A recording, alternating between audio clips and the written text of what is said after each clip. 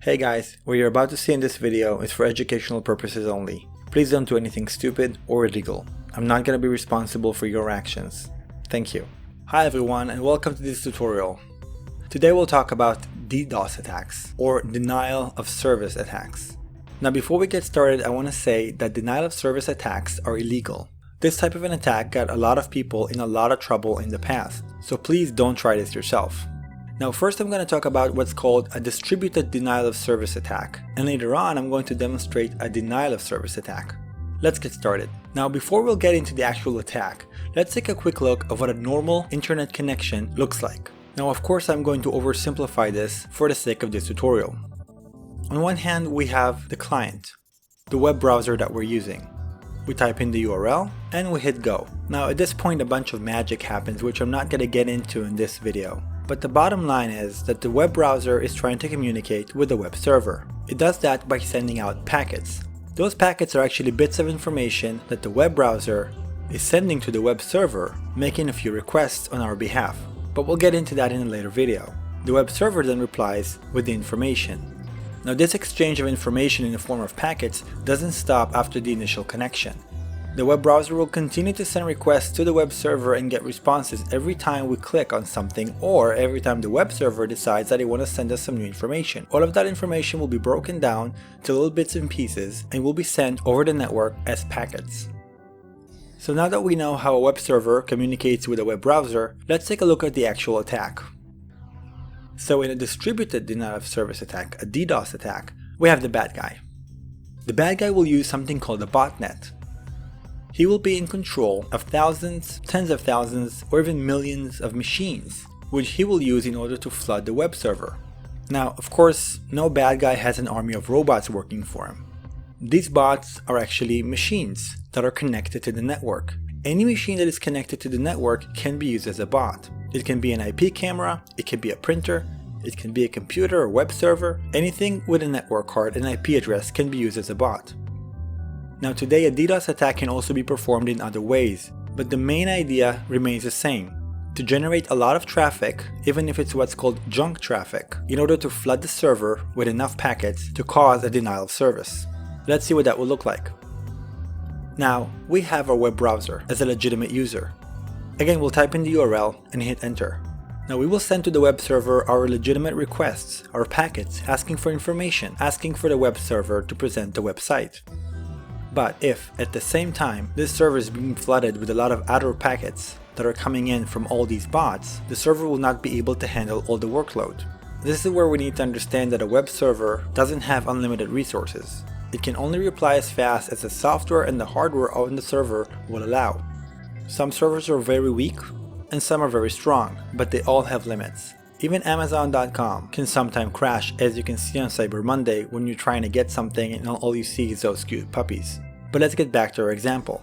This server is not built to handle this traffic, and it will eventually crash. When the server crashes, the web browser will have to give us this error message saying that it cannot reach the server and it cannot display the website. Now when the bad guy will stop the attack, it's very likely to assume that the web server will simply go back online. Sometimes the sysadmin needs to jump in, but either way, a denial of service attack is temporary. Only when the server is flooded, it cannot respond and it cannot provide service to legitimate users. Once the attack stops, everything goes back to normal. And if we try and refresh the page, we'll actually get the website that we were trying to visit. Now let's proceed to the demo. As I said before, I'm going to perform a denial of service attack. It's not going to be distributed because I don't have a botnet. I only have one machine that I will use to attack a web server. Now again, I want to be very clear about this. This is my web server. I own the server. It is in my lab. It is in my environment. And I have every permission to do what I'm about to do. If you don't have permission or if you're not sure, please don't do this. Now, in my demo, I'm going to have the user, the attacker, and the web server. First, we'll take a look at the test site that I've created for us. I'm going to communicate with the web server, receive the reply, and we'll see that the website is working properly. Then I'm going to connect to the attacker machine. I'm going to use the attacker machine to attack the web server. We'll go back to the user machine, request information from the server, and we'll see that we'll get the error message. I'm going to then stop the attack, refresh the browser, and we'll see that the web server came back online. Let's see what that looks like. So again, we'll start with the user machine. going to open Firefox and I'm going to put in the IP address of the website that I own. And here we go. This is the test website that I've created for us. I'm going to refresh it a few times and we'll see that everything is working properly. Now I'm going to switch to a different virtual machine. I'm going to go to the attacker machine. And I'm going to use something called the low orbit ion cannon. Again, this software got a lot of people into a lot of trouble in the past. Please don't use what you see here in order to attack anyone. I want to remind you again that I know what I'm doing and I'm only attacking my server. Let's proceed. As you can see, this is pretty straightforward. All I have to do is put in the URL or the IP address of the server I'm trying to attack. First I'm going to type in the IP address and then I'm going to lock on the target.